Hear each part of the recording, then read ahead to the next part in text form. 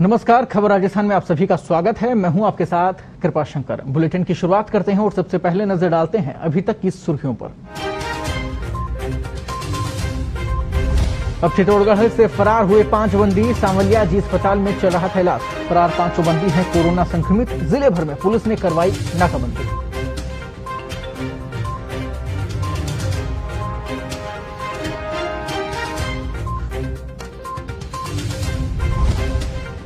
प्रदेश में आज सुबह 5 बजे से शुरू हुआ महामारी रेड अलर्ट कर्फ्यू। सभी कार्यस्थल, व्यावसायिक प्रतिष्ठान और बाजार रहेंगे बंद। 17 मई तक जारी रहेगी नई गाइडलाइन।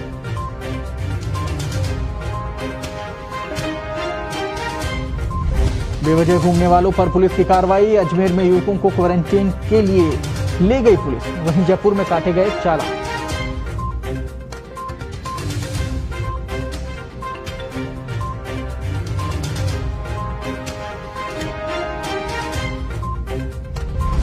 रेड अलर्ट कर्फ्यू जन पखवाड़े का पहला दिन। सीएम गहलोत के निर्देश के बाद प्रदेश भर में पुलिस ने किया मार्च। लोगों को किया जागरूक, घरों में रहने की दी सलाह, की अपील।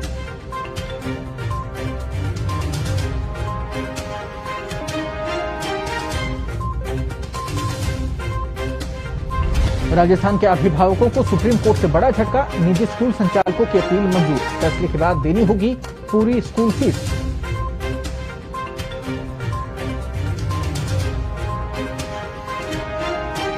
तो चलिए बुलेटिन में खबरें विस्तार से। चित्तौड़गढ़ में सांवलिया जी अस्पताल के कोविड-19 वार्ड से 5 बंदी फरार हो गए। इन 5 बंदियों को जिले के अलग अलग थाना पुलिस ने गिरफ्तार किया था। कोविड-19 संक्रमित पाए जाने पर अस्पताल के कोविड-19 भर्ती इन्हें करवाया गया था और यहां से सुरक्षा कर्मियों को गच्चा देकर ये 5 आरोपी यहां से फरार हो गए। 5 आरोपी कोरोना से संक्रमित हैं और इनसे दूसरों में संक्रमण फैलने की भी पूरी आशंका है। पुलिस ने आरोपियों की तलाश में जिले भर में नाकाबंदी करवाई है और वहीं आसपास के जिलों की पुलिस को भी इस संबंध में सूचना दी गई है।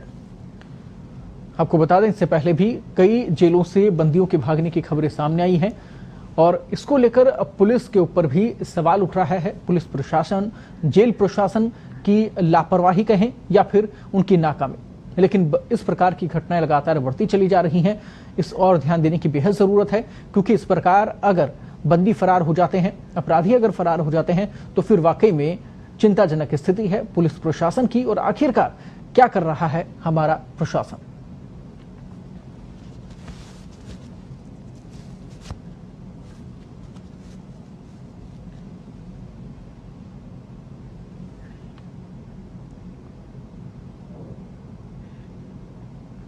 शराब की लत इतनी कि जब एक पिता को उसके बेटे ने पीने से मना किया तो पिता ने बेटे की हत्या कर दी। जी हां, सिरोही जिले के स्वरूपगंज में शराब पीने की बात को लेकर पिता पुत्र में झगड़ा हो गया।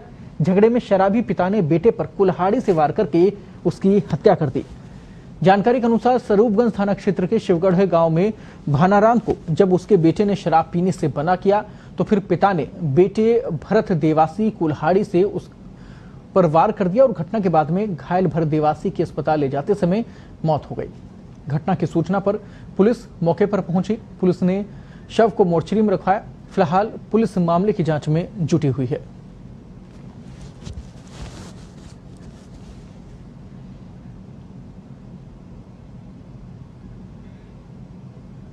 सिरोही के स्वरूपगंज में देर रात हुई एक दर्दनाक सड़क हादसे में 3 लोगों की मौत हो गई, जबकि 2 अन्य लोग घायल हो गए। जानकारी के अनुसार NH 27 पर 2 ट्रकों की भिड़ंत हो गई। हादसे में ट्रक सवार 2 लोगों की मौत हो गई, जबकि एक ने इलाज के दौरान दम तोड़ दिया। फिलहाल 2 घायलों का इलाज जारी है। इधर घटना के बाद में हाईवे पर काफी लंबा जाम लग गया। आपको बता दें कि स्वरूपगंज पुलिस ने क्रेन की मदद से वाहनों का उनको वहां पर साइड में करवाकर यातायात शुरू करवाया।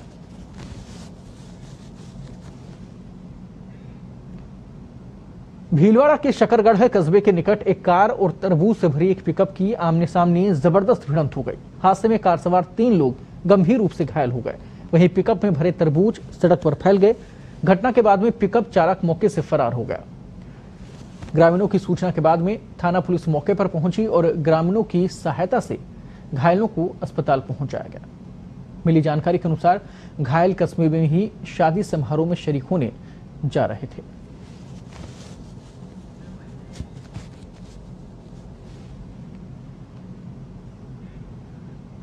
तो चलिए अब उदयपुर का रुख करते हैं, जहां पर एक पैंथर ने किशोरी का शिकार कर लिया। जानकारी के अनुसार कुराबड़ वन क्षेत्र स्थित झामर कोटड़ा में एक पैंथर घर के आंगन में मां के साथ सो रही किशोरी को उठा ले गया। घटना के बाद 1 किलोमीटर दूर जंगल में किशोरी का शव मिला। शव मिलने के बाद अस्पताल के क्षेत्र में हड़कंप मच गया। इधर घटना की सूचना पर पुलिस और वन विभाग की टीम मौके पर पहुंची।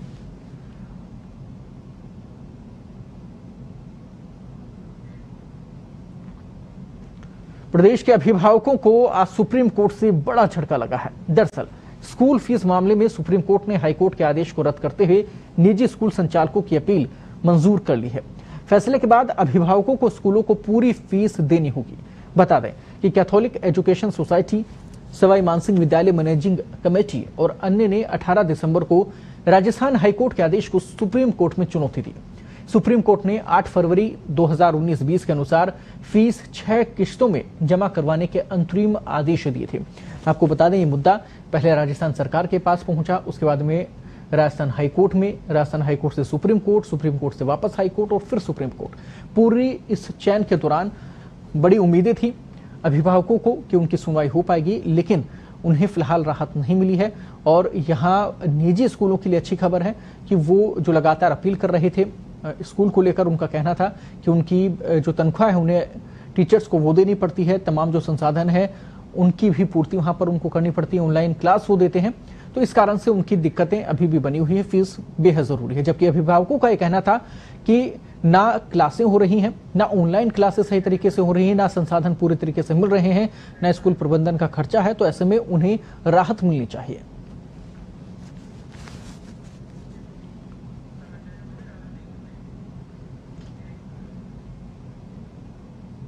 कोरोना के बढ़ते संक्रमण पर रोक लगाने के लिए सरकार की ओर से घोषित किए गए महामारी रेड अलर्ट जन अनुशासन पखवाड़ा आज से लागू हो गया है।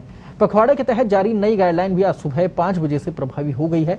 महामारी रेड अलर्ट जन अनुशासन पखवाड़ा 17 मई सोमवार सुबह 5 बजे तक लागू रहेगा। शुक्रवार 7 मई दोपहर 12 बजे से, सोमवार 10 मई सुबह 5 बजे तक और शुक्रवार 14 मई दोपहर 12 बजे से 17 मई सुबह 5 बजे तक महामारी रेड अलर्ट जन अनुशासन वीकेंड कर्फ्यू रहेगा। इस दौरान सभी कार्यस्थल, प्रतिष्ठान, बाजार बंद रहेंगे। पखवाड़े के तहत जारी की गई गाइडलाइन में और ज्यादा सख्ती भी रखी गई है। आपको बता दें कि गाइडलाइन का उल्लंघन करने वालों पर सख्त जुर्माने के प्रावधान भी नई गाइडलाइन में रखे गए हैं। वहीं सोमवार से शुक्रवार प्रतिदिन दोपहर 12 बजे से अगले दिन प्रातः 5 बजे तक संपूर्ण प्रदेश में महामारी रेड अलर्ट जन अनुशासन कर्फ्यू लागू रहेगा। नई गाइडलाइन आज से लागू होने के बाद दोपहर 12 बजे के बाद से ही अगर कोई भी व्यक्ति बेवजह सड़कों पर घूमते हुए नजर आए तो फिर उनकी कोरोना जांच करवाकर उन्हें संस्थागत क्वारंटाइन किया जाएगा। और जब तक जरूरी उनकी रिपोर्ट जो है वो नेगेटिव नहीं आती, तब तक वहां पर संस्थागत क्वारंटाइन ही रहेंगे। आपको बता दें कि आज से लागू किए गए महामारी रेड अनुशासन पखवाड़ा जो है, रेड अलर्ट अनुशासन पखवाड़ा, उसके तहत नई गाइडलाइन की सख्ती से पालना कराने के निर्देश मुख्यमंत्री अशोक गहलोत ने पुलिस और प्रशासन को दिए। मुख्यमंत्री निर्देश देते हुए उन्होंने कहा कि लोगों की जान बचाने के लिए पूरी सख्ती के साथ ही गाइडलाइन की पालना करवाई जाए।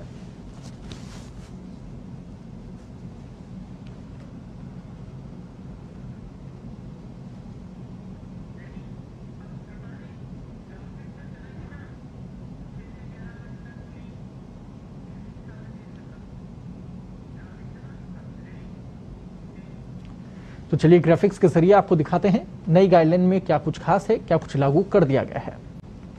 रोज सुबह 11 बजे से 11 बजे तक मंडी, फूल, मालाएं की दुकानें जो हैं वो खुली रहेंगी। आज भी खुली। सुबह 6 से 11 और शाम 5 से 7 बजे तक डेयरी और दूध 2 शिफ्टों में ये दुकानें खुलेंगी। मंगलवार और शुक्रवार सुबह 6 से 11 बजे तक ऑप्टिकल संबंधित दुकानें वो खुली हैं। प्रतिदिन सुबह 6 से शाम 5 बजे तक फल, सब्जी के ठेले, साइकिल, रिक्शा आदि खुले रहेंगे। सोमवार और गुरुवार सुबह 6 से 11 बजे तक कृषि आदान विक्रेताओं की भी दुकानें खुली रहेंगी। सोमवार से शुक्रवार सुबह 6 से 11 बजे तक पशु चारा, खुदरा, थोक दुकानें भी खुली रहेंगी। प्रतिदिन राशन की दुकानें बिना किसी अवकाश के खुली रहेंगी। ये राहत यहां पर दी गई है। साथ ही दवा और मेडिकल के उपकरण की दुकानें भी प्रतिदिन खुली रहेंगी। आज भी खुली हुई हैं। रोज सुबह 6 बजे से 11 बजे तक मंडी, फूलमाला की दुकानें भी खुली हुई हैं।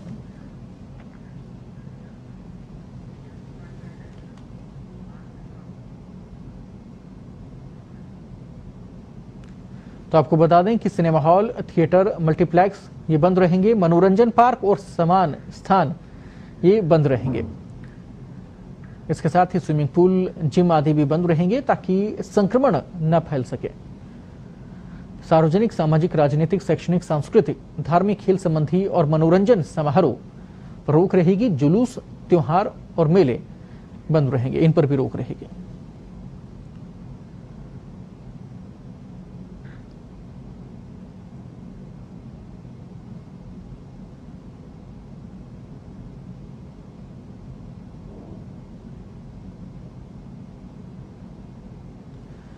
और आपको बता दें कि पेट्रोल, डीजल, एलपीजी इसको लेकर भी रेड अलर्ट कर्फ्यू में नई गाइडलाइन में शामिल किया गया है। इसको भी आपको बता दें सुबह 7 से दोपहर 12 बजे तक आपको पेट्रोल और डीजल मिल पाएगा। निजी वाहनों के लिए ये सुविधा दी गई है।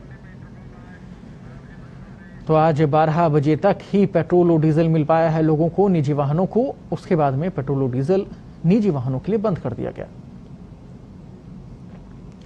दोपहर 12 से सुबह 5 बजे तक बाहर निकलने पर पाबंदी है। बेवजह निकलने पर मौके पर ही जांच की जा रही है और अगर संक्रमित पाए जाते हैं तो सीधा क्वारंटीन सेंटर भी भेज दिया जा रहा है।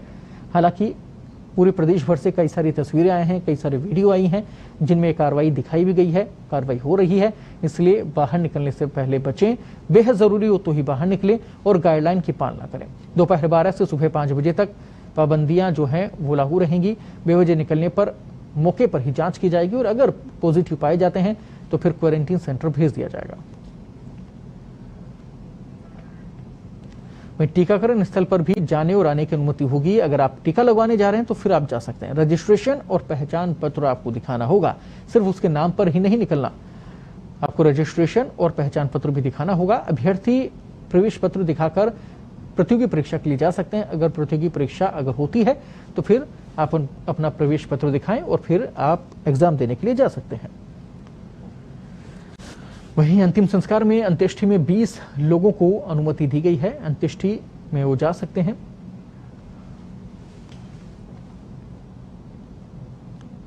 साथ ही धार्मिक स्थल बंद रहेंगे। प्रबंधन द्वारा नियमित पूजा अर्चना, इबादत आदि जारी रहेगी। आमजन के लिए भी सभी धार्मिक स्थल बंद रहेंगे। आप अगर दर्शन करना चाहते हैं तो ऑनलाइन आप दर्शन कर सकते हैं। व्यवस्था ये वाली जारी रहेगी, लेकिन धार्मिक स्थल पर आपको नहीं जाना। मंदिरों के पट बंद रहेंगे। प्रबंधन द्वारा नियमित पूजा अर्चना, इबादत आदि जारी रहेगी। शादी समारोह को लेकर आपको बता दें कि एसडीएम को मेहमानों की सूची सौंपनी होगी। बेहद जरूरी है ये पॉइंट, और 3 घंटे के अंदर ही कार्यक्रम करना होगा। ऐसा नहीं है कि आप पूरे दिन कार्यक्रम करते रहें सूचना देने के बाद में। 31 मेहमान ही इसमें शामिल हो सकेंगे। 31 मेहमान शामिल हो पाएंगे। 3 घंटे में आपको शादी के सारे जितने भी कार्यक्रम है वो पूरे करने होंगे और साथ ही आपको एसडीएम को सूची भी सौंपनी होगी। अगर आप बाहर जाते हैं और जो गाइडलाइन की पालना नहीं करते हैं तो ये जुर्माना आपको देना होगा। विवाह में 31 से ज्यादा मेहमान बुलाने पर 1 लाख रुपए का जुर्माना लग सकता है। गाइडलाइन के उल्लंघन पर मैरिज गार्डन प्रबंधक पर 1 लाख रुपए का जुर्माना। साथ ही सामाजिक, धार्मिक, राजनीतिक या अन्य कार्यक्रम करने पर 10,000 रुपए का जुर्माना आपको झेलना पड़ेगा। कार्यस्थल पर सामाजिक दूरी, सैनिटाइजेशन नहीं करने पर भी 10,000 रुपए का जुर्माना है। बिना मास्क लगे ग्राहक को सामान बेचने पर 500 रुपए आपको अपनी जेब से भरने होंगे। सार्वजनिक स्थान पर थूकने पर 200 रुपए का जुर्माना होगा। इसके साथ ही सार्वजनिक स्थान पर सामाजिक दूरी बनाकर नहीं रखने पर 100 रुपए का जुर्माना देना होगा। सार्वजनिक स्थान या कार्यस्थल पर मास्क नहीं लगाने पर 500 रुपए का जुर्माना देना होगा।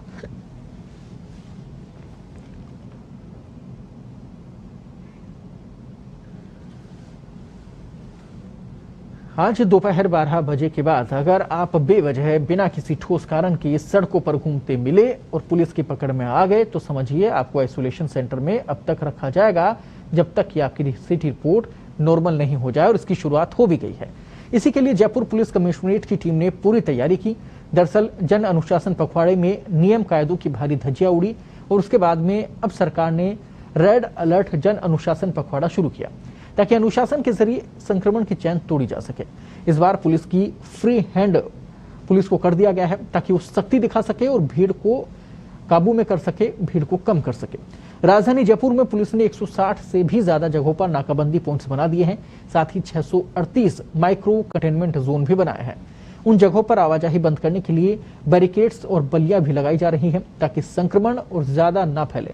इस बीच शहर में कई जगहों पर आइसोलेशन सेंटर भी वहां पर बनाए गए हैं ताकि संक्रमण को फैलने से रोका जा सके। वहां पर नियम तोड़ने वालों को जबरन रखा जाएगा। गौरतलब है कि आज तमाम मशक्कत से पहले जयपुर शहर के चारों डीसीपी अफसरों ने अपने अपने क्षेत्र में रविवार शाम को पुलिस मार्च निकाला था और नियम नहीं तोड़ने का संदेश दिया था।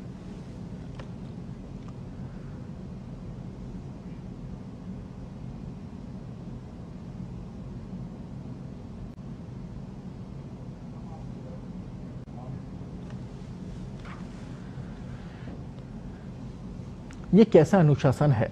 इससे बेहतर तो हम गैर अनुशासित ही थे। दूसरी लहर में रिकॉर्ड तोड़ संक्रमित मिलने के बाद सरकार ने संपूर्ण लॉकडाउन नहीं लगाते हुए जन अनुशासन पखवाड़ा शुरू किया ताकि हम अनुशासन से काम करें और कोरोना से बच पाएं और साथ ही आर्थिक स्थिति भी ना बिगड़े। लेकिन सरकार का भरोसा जनता ने तोड़ दिया। 2 सप्ताह के जन अनुशासन पखवाड़े के दौरान राजस्थान में कोरोना के सारे रिकॉर्ड टूट गए। संक्रमण लगातार बढ़ता चला गया, मौतों का सिलसिला बढ़ता चला गया। पिछले साल कोरोना की शुरुआत के साथ ही इसी गाइडलाइन का उल्लंघन करने वालों के खिलाफ राजस्थान पुलिस ने सख्ती शुरू की थी। पिछले साल मार्च से इस साल अप्रैल तक यानी कि 13 महीने में सरकार ने 16 लाख लोगों के चालान किए जिन्होंने नियम तोड़ दिए। इन 16 लाख चालानों में से सिर्फ 2 सप्ताह के दौरान ही 2,40,000 से ज्यादा चालान किए गए। आपको बता दें, ये बड़ी संख्या में ये बताने के लिए काफी है कि किस तरह से नियमों की धज्जियां उड़ाई जा रही हैं। 2 सप्ताह पूरे होने के बाद अब आज से नया जन अनुशासन पखवाड़ा शुरू किया गया है। अब कोई भी बता दें कि कुछ नई शक्तियों के साथ है, उसे नया नाम भी दिया गया है, महामारी रेड अलर्ट जन अनुशासन पखवाड़ा। इस पखवाड़े में और ज्यादा सख्ती बरतने के लिए ही वहां पर कहा गया है। पुलिस और सरकारी मशीनरी को फिर भी अगर संक्रमण रिकॉर्ड तोड़ता है तो फिर पूर्ण लॉकडाउन का ही ऑप्शन बचेगा, ये नौबत आएगी।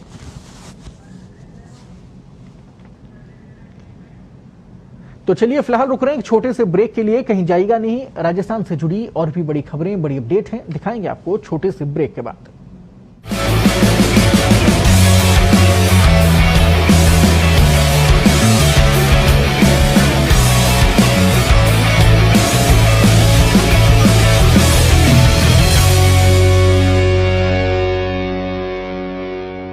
राजस्थान सरकार ने कोरोना संकट में जो प्रबंधन किया है उसकी सराहना विश्व स्तर तक हुई है। लेकिन संक्रमण का संकट अभी टला नहीं है क्योंकि कोरोना अभी गया नहीं है। देश के कई राज्यों और राजस्थान में भी कोरोना संक्रमण फिर तेजी से बढ़ने लगा है। अब कोरोना की दूसरी लहर को रोकने के लिए जरूरी है वही सतर्कता, वही सावधानी, ताकि कोरोना से जंग के साथ साथ आजीविका और जीवन निर्बाध रूप से चलता रहे। चुनौती की इस घड़ी में हमारी थोड़ी सी लापरवाही से लॉकडाउन की नौबत फिर से आ सकती है। क्वारंटीन, हॉस्पिटल या आईसीयू का खतरा उठाने की बजाय सावधानी बरतने में ही समझदारी है।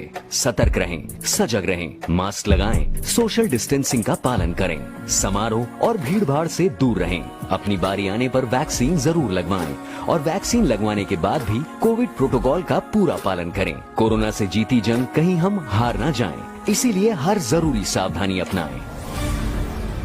राजस्थान सतर्क है। कैसी हंसी मुस्कानों की धुन, जिंदगी मक्खन, खोलो ढक्कन डूबे डूबी डू, जिंदगी मक्खन, अमूल बटर, पतले पतले डिलिशियस।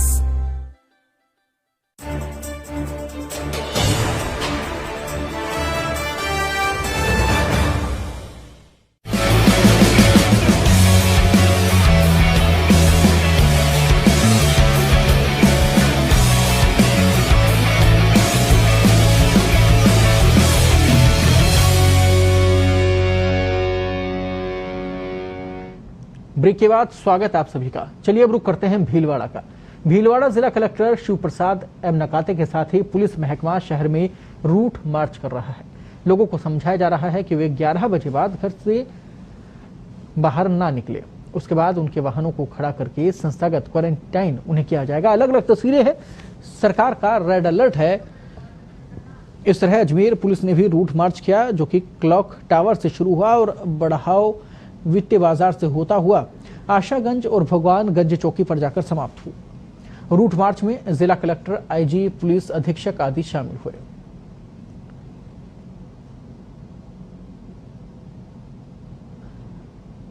वहीं नागौर में कोरोना गाइडलाइन की पालना को लेकर पुलिस प्रशासन सख्त रही। सोमवार को रियामड़ी तहसीलदार भागीरथ चौधरी के नेतृत्व में थानाधिकारी अशोक बिसू ने पुलिस जाब्ते के साथ में कस्बे मुख्य मार्गों से होते हुए फ्लैग मार्च निकाला। तहसीलदार चौधरी और थानाधिकारी बिसू ने बाजार में बेवजह घूम रहे लोगों के खिलाफ कार्रवाई की, उन्हें अपने अपने घर भेजा। साथ ही व्यापारियों को निर्धारित समय अवधि में नियम अनुसार दुकानें खोलने की हिदायत दी गई। व्यापारियों को तय किए गए समय में ही दुकानें खोलने के लिए पाबंद किया गया। थानाधिकारी बिसू ने यह भी बताया कि क्षेत्र के लोगों को कई बार कोरोना गाइडलाइन की पालना करने की चेतावनी दी जा चुकी है। यदि लोग नहीं मानेंगे तो फिर सख्ती से कार्रवाई की जाएगी। इस दौरान ASI Ramchandra Bhati, head constable Sukharam खोजा, भंवरलाल, रामजीवन कांस्टेबल, भूरा राम कसवा, कलंदर खान आदि जो स्टाफ था वो भी मौजूद रहा।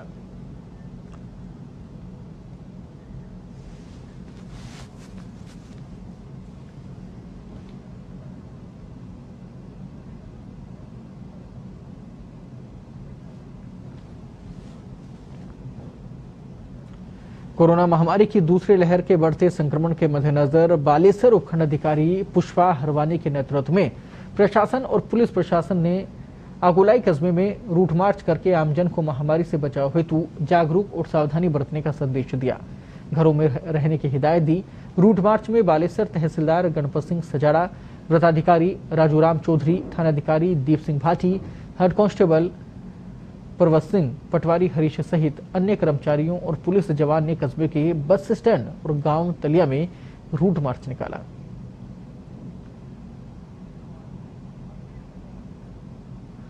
ये अलग अलग जगह और सारे वीडियो, सारी तस्वीरें ये संदेश देते हुए कि आप सावधान रहें, आप सुरक्षित रहें, अपने परिवार को सुरक्षित रखें।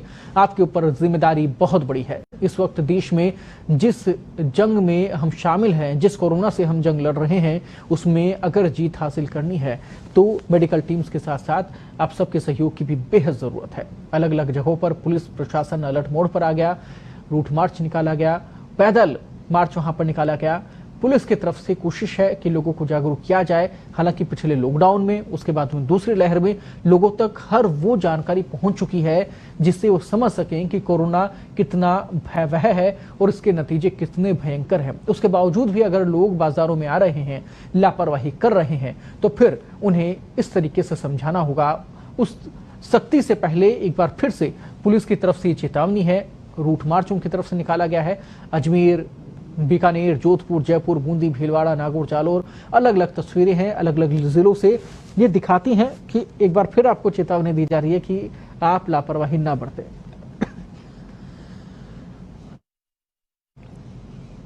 कोरोना की दूसरी लहर में पिछला अप्रैल माह जयपुर जिले में काले अध्याय की तरह बीता। संक्रमण का कहर बरपा और रोजाना नए मरीज 4000 को भी पार कर गए। प्रतिदिन मौतों का आंकड़ा भी 50 पार हो चुका है। बीते महीने 49,192 नए संक्रमित मिले, जो अब तक के संक्रमितों का 44.36% है। अप्रैल की संक्रमण दर 17% से अधिक तक पहुंच गई। 31 मार्च तक ये 5.21 और 3 अप्रैल तक 7.54% रही। इसी माह में रिकवरी दर मात्र 26% रही, जबकि 31 मार्च तक ये 96% से अधिक थी। हालांकि मृत्यु दर में गिरावट आई, लेकिन संख्या में अकेले इसी माह 281 मौतें हो गई, जो अब तक की मौतों में 50% से अधिक है।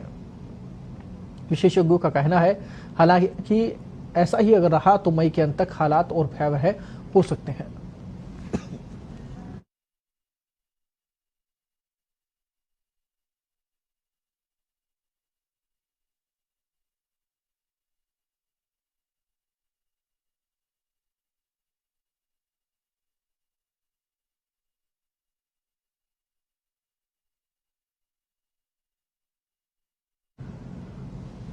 प्रदेश में जन अनुशासन पखवाड़े के दौरान प्रतिदिन कोरोना संक्रमण बढ़ोतरी की दर में भारी कमी आई है। 20 अप्रैल से 1 मई तक आंकड़ों के विश्लेषण में सामने आया है कि 26 अप्रैल के बाद प्रदेश में संक्रमण की गति अधिक बढ़ोतरी नहीं हुई।